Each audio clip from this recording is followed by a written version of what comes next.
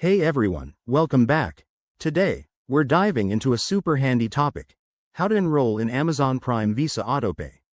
If you're an Amazon Prime member with a Visa card, setting up autopay can save you time and hassle by automatically handling your payments.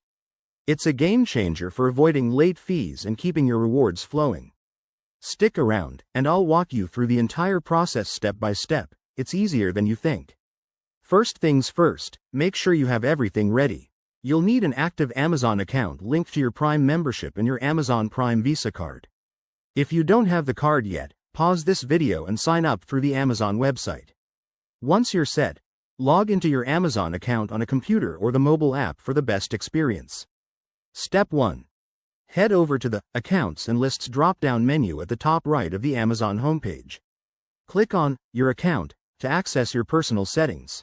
Now, look for the Your Payments or Manage Your Credit Cards section. It's usually under the Payment Methods tab. Step 2. Once you're in the Payments area, find your Amazon Prime Visa card. There should be an option to manage autopay settings. Click on that, and you'll see a prompt to enable automatic payments.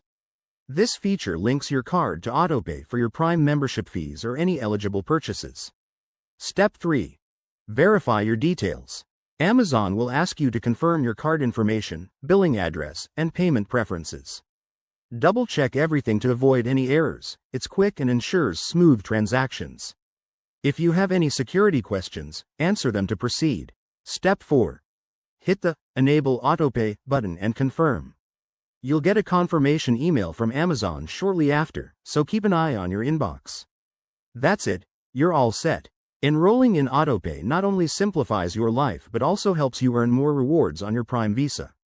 If you run into any issues, Amazon's customer support is top-notch. Just reach out through their help center. Thanks for watching. If this helped, give it a thumbs up and subscribe for more tips like this. See you next time.